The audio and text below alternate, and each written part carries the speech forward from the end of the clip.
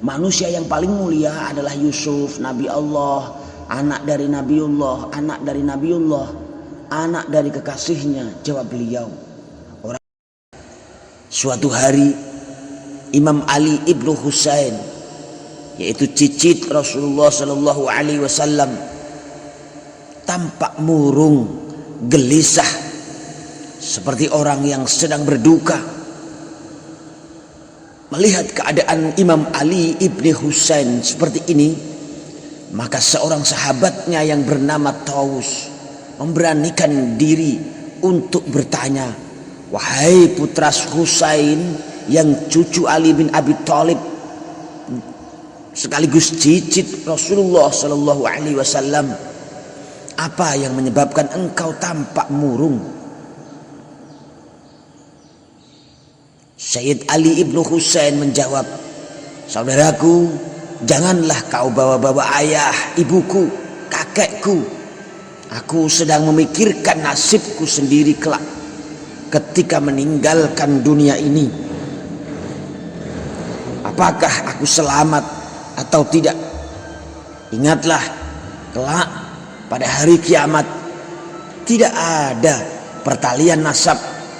Tidak ada yang bisa menyelamatkan kita, bukan keturunan, jabatan, kekayaan, tetapi amal kita masing-masing." Dalam surah Al-Mu'minun Allah berfirman, "Fa idza nufikha fis suri fala ansaba bainahum yauma idzin wa la yatasaalun." Apabila sangkakala ditiup, maka tidak ada lagi pertalian keluarga di antara mereka pada hari itu, hari kiamat maksudnya, dan tidak pula mereka saling bertanya. Al-Mu'minun 101. Jadi klaim kalian dengan saling berbangga pada nasab kalian yang mulia, maka itu bukan menunjukkan kemuliaan. Hal itu tidak menunjukkan seseorang lebih mulia dan memiliki kedudukan utama di sisi Allah. Fathul Qadir 7 halaman 20. Dalam tafsir Jalalain disebutkan, janganlah kalian saling berbangga dengan tingginya nasab kalian. Seharusnya kalian saling berbangga manakah di antara kalian yang paling bertakwa.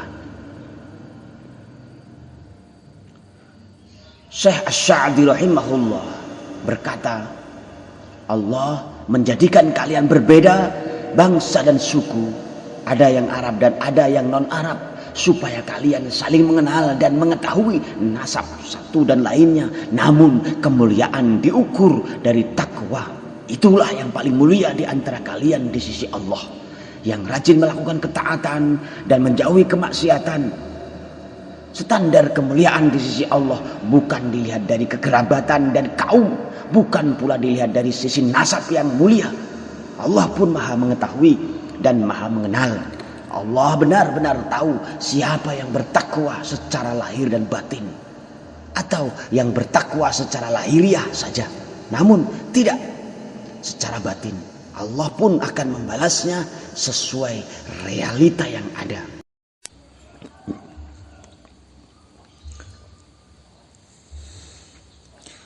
Alhamdulillahi Rabbil Alamin. Nahmaduhu wa nasta'inuhu wa nastaghfiruh wa na'udzu billahi min syururi anfusina wa sayyiati a'malina. Man yahdihillahu fala mudilla lahu wa man yudlil fala hadiya lahu. Asyhadu an la ilaha illallah wahdahu la syarika lahu wa asyhadu anna Muhammadan abduhu wa rasuluh.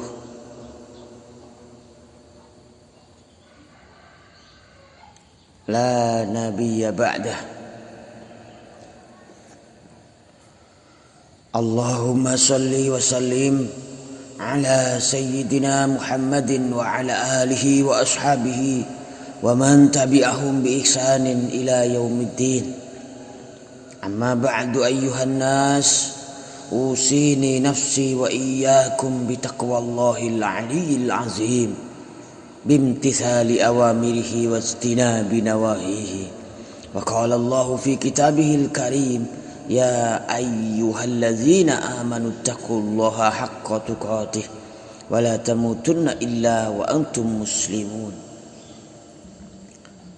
Kaum muslimin, saudaraku sekalian, jamaah Jumat yang dirahmati Allah,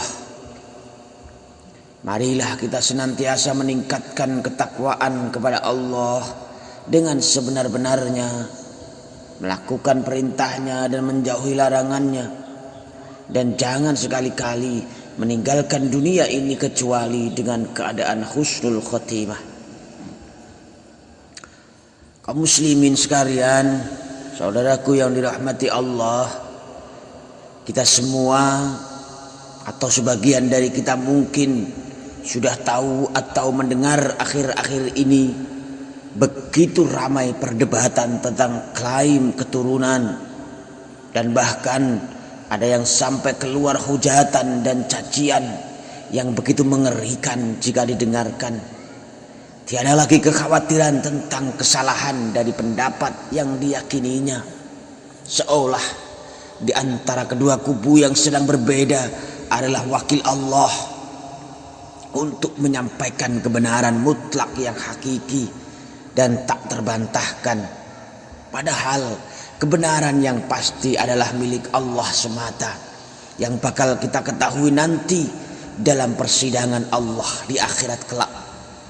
Manusia hanya bisa menduga bahwa yang dilakukan adalah benar lewat berbagai ilmu dan pemahaman yang telah Allah berikan kepada manusia, yang masih mungkin bisa keliru. Apa yang diyakini manusia benar merupakan sebuah kebenaran menurut Allah atau bukan, hanya bisa dibuktikan nanti setelah di akhirat. Oleh karenanya mari kita tetap berhati-hati dengan kebenaran yang kita yakini. Jangan sampai keyakinan kita akan kebenaran membuat kita gampang menyalahkan pendapat orang lain yang mungkin sedang berbeda cara pandangnya dengan cara pandang kita, agar jangan sampai kita menjadi orang-orang yang merugi nantinya di akhirat. Saudaraku sekalian yang dirahmati Allah, mari kita cermati, kita hayati sebuah kisah yang dikisahkan dari cicit Rasulullah Shallallahu Alaihi Wasallam. Suatu hari Imam Ali ibnu Husain, yaitu cicit Rasulullah Sallallahu Alaihi Wasallam, tampak murung, gelisah, seperti orang yang sedang berduka. Melihat keadaan Imam Ali ibnu Husain seperti ini, maka seorang sahabatnya yang bernama Taus memberanikan diri untuk bertanya, "Wahai putra Husain, yang cucu Ali bin Abi Thalib sekaligus cicit Rasulullah Sallallahu Alaihi Wasallam, apa yang menyebabkan engkau tampak murung?" Sayyid Ali ibnu Husain menjawab, "Saudaraku, janganlah kau bawa-bawa ayah, ibuku, kakekku. Aku sedang memikirkan nasibku sendiri kelak ketika meninggalkan dunia ini. Apakah aku selamat atau tidak? Ingatlah, kelak pada hari kiamat tidak ada pertalian nasab, tidak ada yang bisa menyelamatkan kita, bukan keturunan, jabatan, kekayaan, tetapi amal kita masing-masing. Dalam surah Al-Mu'minun Allah berfirman, "Fa idza nufikha fis-suri fala ansaba bainahum yauma idzin wala yatasaalun." Apabila sangkakala ditiup, maka tidak ada lagi pertalian keluarga di antara mereka pada hari itu, hari kiamat maksudnya, dan tidak pula mereka saling bertanya. Al-Mu'minun 101. Saudaraku sekalian, Imam Ali ini adalah cicit Rasulullah, orang yang nasabnya sangat dekat dengan Rasulullah, yaitu generasi keempat. Walau demikian, Imam Ali tidak pernah membanggakan nasabnya.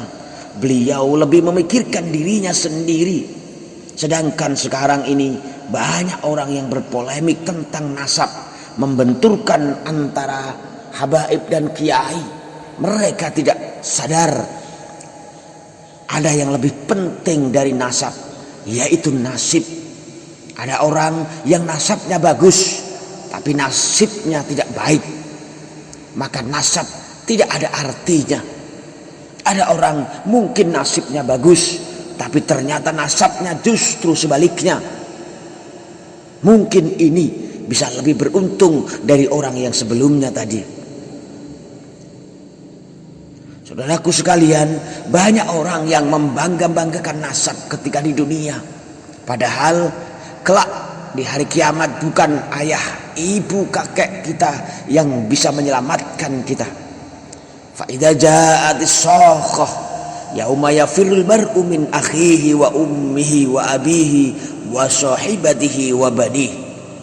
Pada hari itu manusia lari dari saudaranya dan dari ibu dan bapaknya dan dari istri dan anak-anaknya.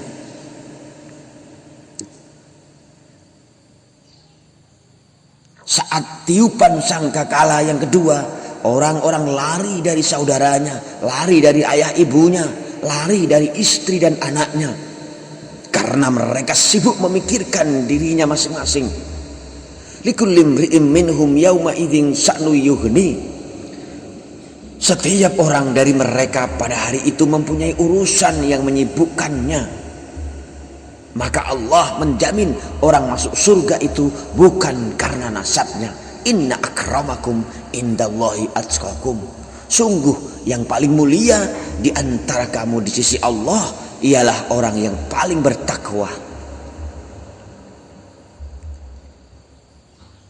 Saudaraku sekalian, kita ini anak siapa, ibni siapa atau binti siapa, semuanya sudah jelas dan tak ada pilihan bagi kita.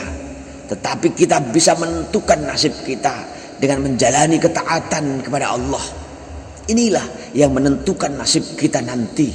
Surga itu dipersiapkan untuk siapa saja. Al jannatu liman ittaqa walau kana 'abdan habasyian wan naru liman 'asa walau kana sayyidan quraisyian. Surga itu dipersiapkan untuk orang yang bertakwa, meski dia hanya budak Habasyiyah seperti Bilal ibni Rabah.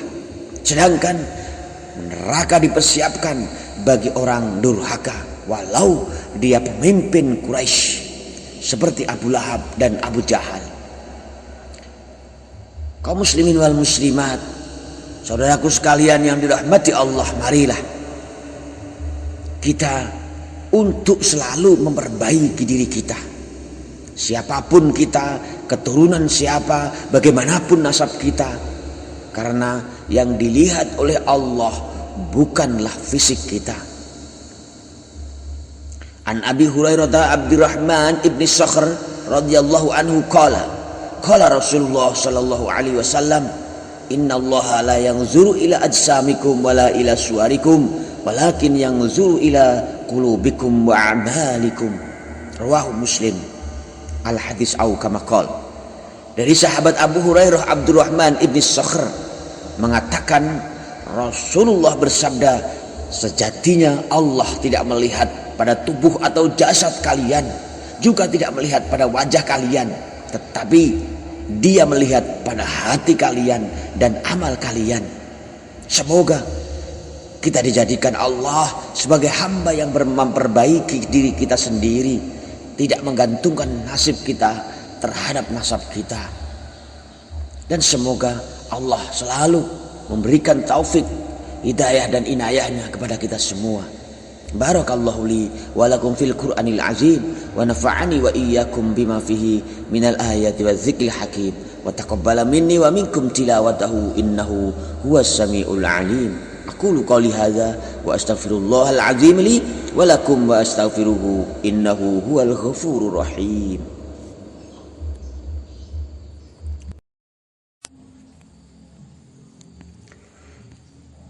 Alhamdulillahi Rabbil Alamin. Wabihi nasta'inu ala umurid dunya waddin. Wassalatu wassalamu ala ashrafil anbiya'i wal mursalin. Nabiyina Muhammadin sallallahu alaihi wasallam. Wa ala alihi wa ashabihi wa tabi'in. Wa man tabi'ahum bi ihsanin ila yaumiddin. Asyhadu an la ilaha illallah wahdahu la syarika lah, al-malikul haqqul mubin. Wa asyhadu anna sayyidana Muhammadan abduhu wa rasuluh, as-sadiqu wa'dil amin. Amma ba'du, fa ya ayyuhal hadirun ittaqullaha haqqa tuqatih wa la tamutunna illa wa antum muslimun. Faqala Allah ta'ala: Ya ayyuhan nasu inna khalaqnakum min zakarin wa untha wa ja'alnakum syu'uban wa qabaila lita'arafu inna akramakum indallahi atqakum innallaha alimun khabir.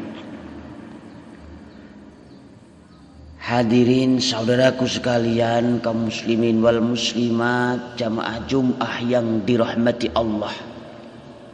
Puji dan syukur pada Allah Subhanahu wa ta'ala yang telah memberikan kita kesempatan dan kesehatan sehingga bisa melaksanakan sholat Jum'ah berjamaah.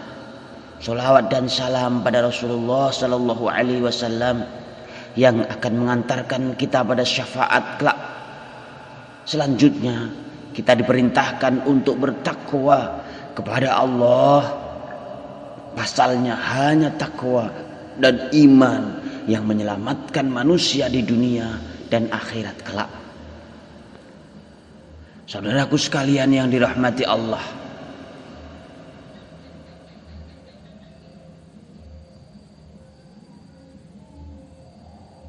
akhir-akhir ini kita melihat begitu banyak perdebatan tentang keturunan. Mungkin dari mereka semua ada yang menyangka bahwa yang paling mulia adalah yang kaya harta, dari golongan konglomerat, yang cantik rupawan, yang punya jabatan tinggi, merasa dari keturunan Arab dan atau bangsawan.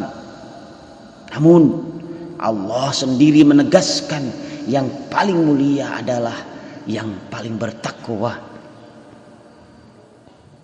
Ayat yang patut jadi renungan saat ini adalah firman Allah Ta'ala: Ya ayyuhan nas inna khalaqnakum min zakari wa untha wa ja'alnakum syu'uban wa qabaila lita'arafu inna akramakum indallahi atqakum innallaha alimun khabir. Wahai manusia, sesungguhnya kami menciptakan kamu dari seorang laki-laki dan seorang perempuan dan menjadikan kamu berbangsa-bangsa dan bersuku-suku supaya kamu saling kenal mengenal. Sesungguhnya orang yang paling mulia di antara kamu di sisi Allah ialah orang yang paling takwa di antara kamu. Sesungguhnya Allah Maha mengetahui lagi Maha mengenal. Al-Hujurat 13. At-Tabari rahimahullah berkata, sesungguhnya yang paling mulia di antara kalian wahai manusia adalah yang paling tinggi takwanya pada Allah, yaitu dengan menunaikan berbagai kewajiban dan menjauhi maksiat. Bukanlah yang paling mulia dilihat dari rumahnya yang megah atau berasal dari keturunan yang mulia. Tafsir At-Tabari 21.386. Ibnu Katsir rahimahullah berkata, sesungguhnya kalian bisa mulia dengan takwa dan bukan dilihat dari keturunan kalian.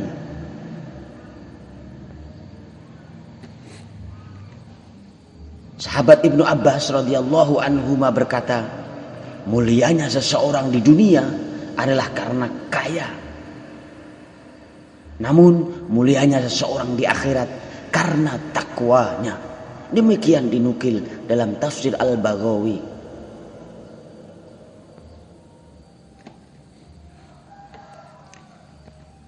Kata Al-Alusi, ayat ini berisi larangan untuk saling berbangga dengan keturunan. Al-Alusi rahimahullah berkata, sesungguhnya yang paling mulia dan paling tinggi derajatnya di antara kalian di sisi Allah di dunia maupun di akhirat adalah yang paling bertakwa. Jika kalian ingin saling berbangga, saling berbanggalah dengan takwa. Ruhul Ma'ani 290. Dalam Tafsirul Bahrul Muhit 10.116 disebutkan, sesungguhnya Allah menjadikan kalian sebagaimana yang disebutkan dalam ayat, yaitu ada yang berasal dari non-Arab dan ada yang non-Arab. Maksudnya hal ini bertujuan supaya kalian saling mengenal satu dan lainnya. Walau beda keturunan, janganlah kalian mengklaim berasal dari keturunan yang lain. Jangan pula kalian berbangga dengan mulianya nasab bapak atau kakek kalian. Salinglah mengklaim siapa yang paling mulia dengan takwa. Muhammad bin Ali Asy-Syaukani rahimahullah berkata, sesungguhnya yang paling mulia di antara kalian adalah yang paling bertakwa. Yang bertakwa itulah yang berhak menyandang kemuliaan, yaitu lebih mulia dari orang-orang yang tidak memiliki sifat takwa. Dialah yang paling mulia dan tinggi kedudukannya di sisi Allah. Jadi klaim kalian dengan saling berbangga pada nasab kalian yang mulia, maka itu bukan menunjukkan kemuliaan. Hal itu tidak menunjukkan seseorang lebih mulia dan memiliki kedudukan utama di sisi Allah. Fathul Qadir 7 halaman 20. Dalam tafsir Jalalain disebutkan, janganlah kalian saling berbangga dengan tingginya nasab kalian. Seharusnya kalian saling berbangga manakah di antara kalian yang paling bertakwa. Syekh Asy-Sya'di rahimahullah berkata, Allah menjadikan kalian berbeda bangsa dan suku, ada yang Arab dan ada yang non-Arab, supaya kalian saling mengenal dan mengetahui nasab satu dan lainnya. Namun kemuliaan diukur dari takwa. Itulah yang paling mulia di antara kalian di sisi Allah, yang rajin melakukan ketaatan dan menjauhi kemaksiatan. Standar kemuliaan di sisi Allah bukan dilihat dari kekerabatan dan kaum, bukan pula dilihat dari sisi nasab yang mulia. Allah pun maha mengetahui dan maha mengenal. Allah benar-benar tahu siapa yang bertakwa secara lahir dan batin, atau yang bertakwa secara lahiriah saja namun tidak secara batin. Allah pun akan membalasnya sesuai realita yang ada.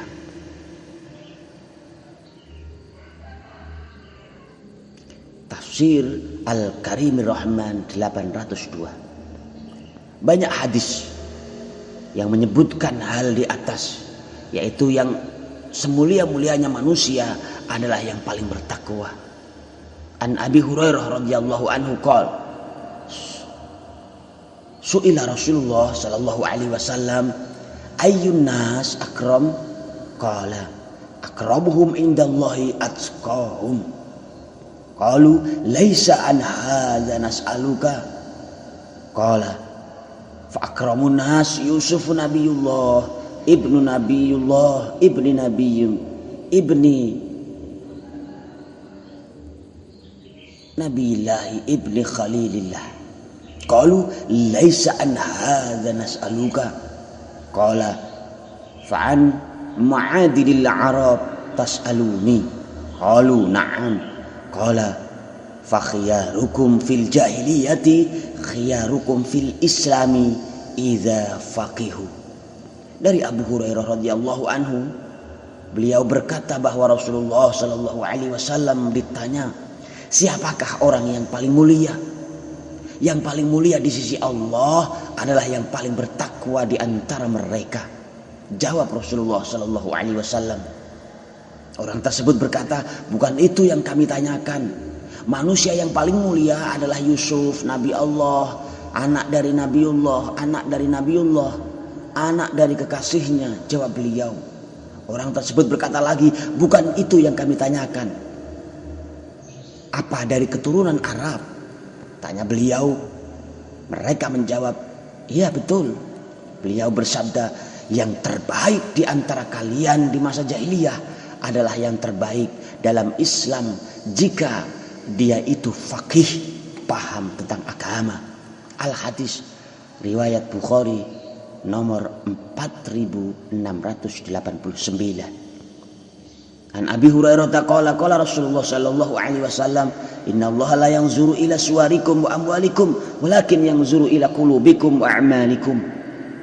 Dari Abu Hurairah, beliau berkata, Rasulullah sallallahu alaihi wasallam bersabda, sesungguhnya Allah tidak melihat pada rupa dan harta kalian, namun yang Allah lihat adalah hati dan amalan kalian. Al-Hadis riwayat Muslim nomor 2564. An Abi Dzarrin an Nabi sallallahu alaihi wasallam qala lahu, "Unzur fa innaka laisa bi khairin min ahmar wala aswad illa antafdulahu bitaqwa." Dari Abu Dzar, Nabi sallallahu alaihi wasallam bersabda kepadanya, lihatlah engkau tidak akan lebih baik dari orang yang berkulit merah atau berkulit hitam, sampai engkau mengungguli mereka dengan takwa. Al-Hadis riwayat Ahmad.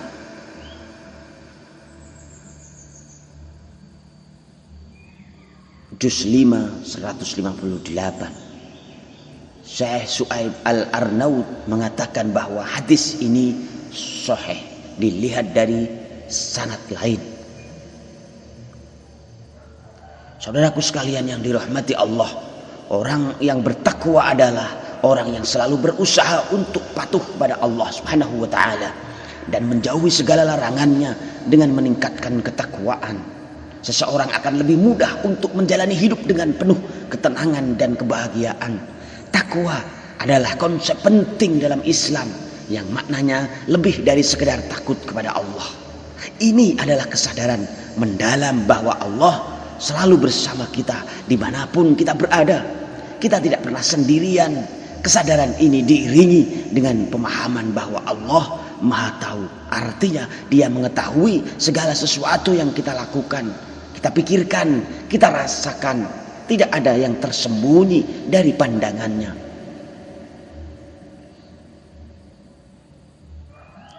Saudaraku sekalian, dengan memahami takwa, umat Islam termotivasi untuk menjalani hidup sesuai dengan ajaran Allah. Mereka berusaha untuk menaati perintah Allah dan menjauhi larangannya. Mereka menjaga hati, ucapan dan tindakan mereka karena mereka tahu Allah selalu melihat. Takwa mendorong mereka untuk menjadi pribadi yang lebih baik dan berakhlak mulia. Hidup dengan takwa membawa ketenangan dan kedamaian. Seseorang yang bertakwa tidak akan merasa takut menghadapi kesulitan karena mereka percaya Allah selalu bersama mereka. Mereka juga terhindar dari perbuatan dosa karena mereka tahu Allah Maha mengetahui. Takwa menjadi pedoman hidup yang membawa manusia menuju jalan yang benar dan diridhai Allah. Lebih lanjut, hakikat takwa tidak hanya sebatas ritual ibadah, tetapi juga termanifestasi dalam tindakan kemanusiaan. Hakikat takwa dan kemanusiaan adalah dua pilar fundamental yang saling terkait erat dalam kehidupan manusia.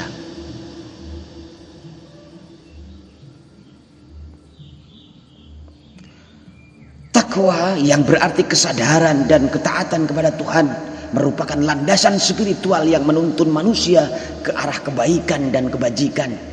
Di sisi lain, kemanusiaan merupakan esensi dari keberadaan manusia yang menjunjung tinggi nilai-nilai kasih sayang, empati, dan rasa hormat antar sesama. Takwa menumbuhkan rasa takut dan malu kepada Tuhan sehingga mendorong manusia untuk menjauhi segala perbuatan tercela dan selalu berusaha melakukan kebaikan. Kemanusiaan mendorong manusia untuk saling membantu, mengasihi, dan memperlakukan satu sama lain dengan adil dan penuh respek. Kedua pilar ini saling melengkapi dan memperkuat satu sama lain. Takwa tanpa kemanusiaan dapat menjadikan kaku dan fanatik, sedangkan kemanusiaan tanpa takwa dapat terjerumus ke dalam kesombongan dan materialisme. Saudaraku sekalian yang dimuliakan Allah, Jika kita menelaah lebih dalam, terdapat makna takwa yang lebih luas, yaitu takwa sosial. Konsep ini menitik beratkan pada hubungan horizontal antar manusia, menghadirkan dimensi takwa yang lebih membumi dan berorientasi pada kemaslahatan bersama.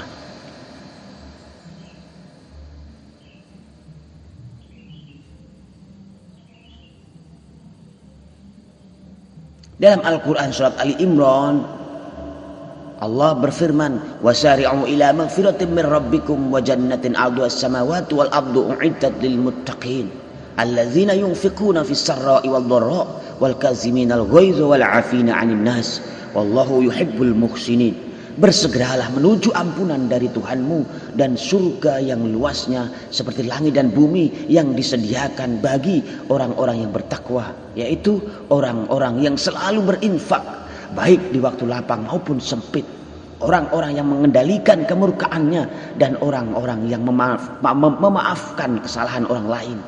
Allah mencintai orang-orang yang berbuat kebaikan.